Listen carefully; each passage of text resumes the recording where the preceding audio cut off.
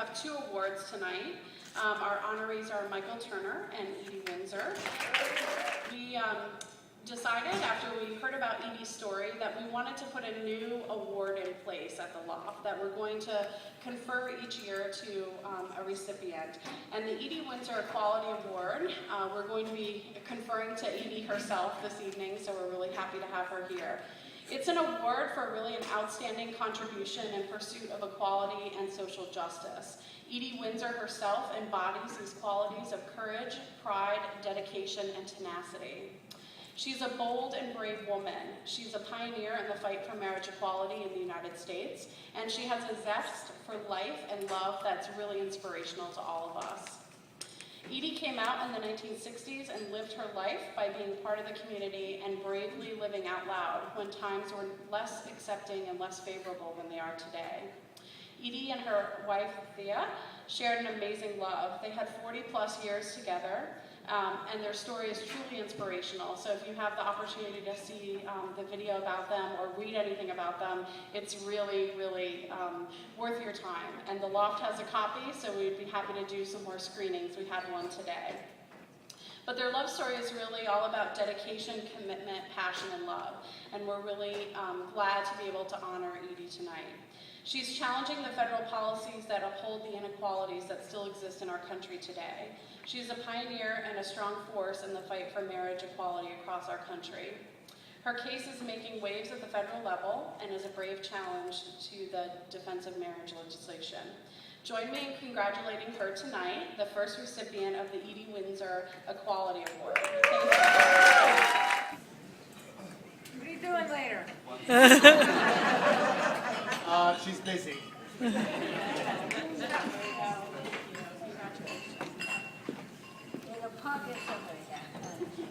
First of all, thank you, LOFT, and thank all of you for this humongous honor.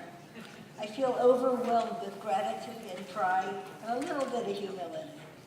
I couldn't imagine what I could possibly say tonight that would be adequate. And then I remembered an evening in New York at the Gay Center there, watching the film March On, the movie.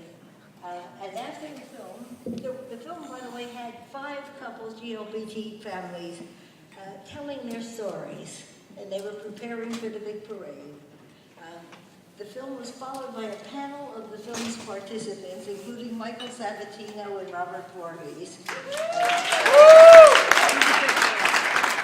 I was in the audience, and Michael was pointing out to the audience the importance of all of us telling our stories. And he ended his speech with, "So tell your story. And if you don't have one, tell Edie's story." So, okay, Michael, I will tell Edie's story.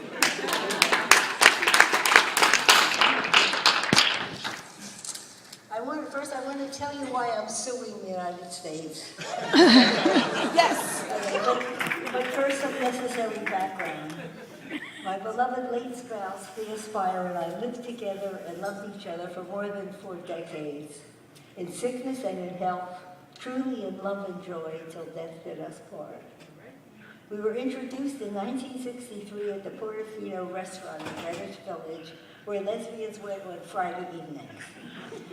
That evening, we danced together until I wore a hole in my stocking.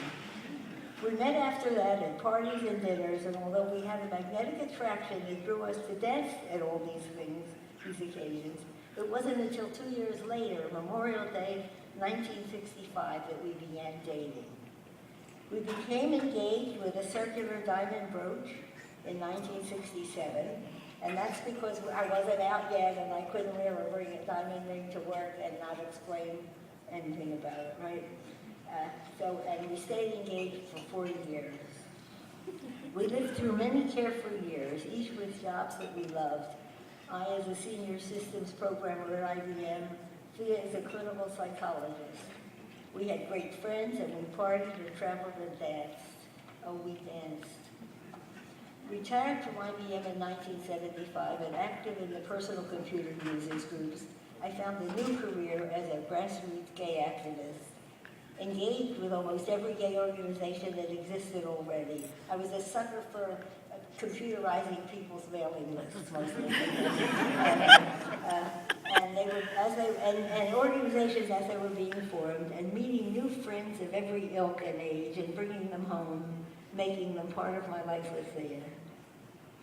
And we lived through the vicissitudes of aging and illness. In 1977, Thea was diagnosed with progressive multiple sclerosis. Her first symptom was a sudden inability to complete her golf swing. From one cane, then two crutches, manual wheelchair, and in our later years, quadriplegia. She never lost brain power or speech or her brilliant personality. Piloting her motorized wheelchair and her computer with her remaining left hand, she continued to work with patients.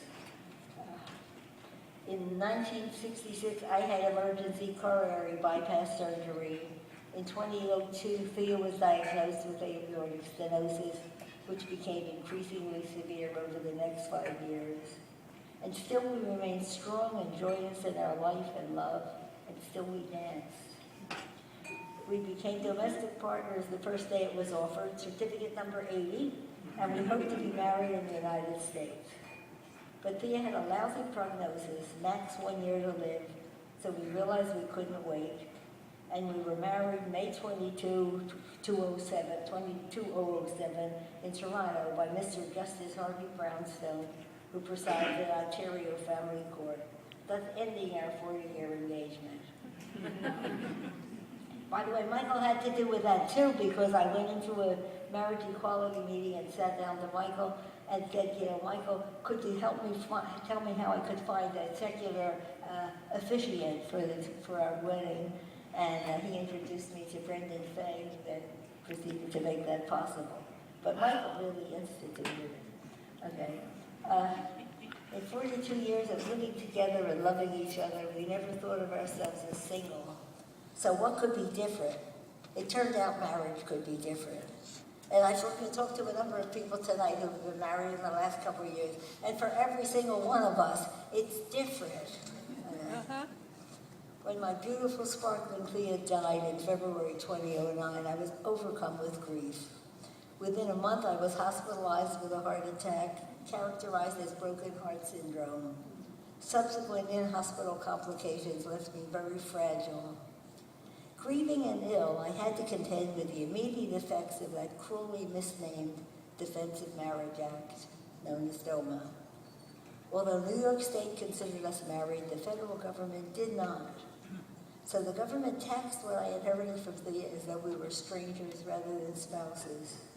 I paid $363,000 in federal estate tax, known to some of us as the gay tax. I'm 83 years old and live on a fixed income, and paying that tax was not easy. Overwhelmed by my sense of injustice and unfairness, I decided to enter a lawsuit against the government, seeking to get back my money because DOMA is unconstitutional. I lucked out when I found Roberta Kaplan, a litigation partner in Paul Weiss, who stepped up to support my case. She then introduced me to James Essex of ACLU, who joined us. These two, Robbie and James, lead a legal dream team. They're just wonderful. As many of you already know, President Obama and the Justice Department agreed that DOMA is unconstitutional and reported to the court that they would no longer defend DOMA. But the House of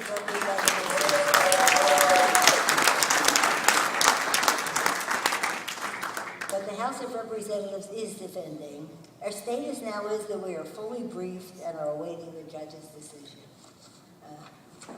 When I think about what federal recognition of marriage by same-sex couples would mean, I think it would mean justice and fairness instead of the inherent injustice of a law that treats married people as though they were legal strangers to each other, a law that effectively imposes a tax on being gay.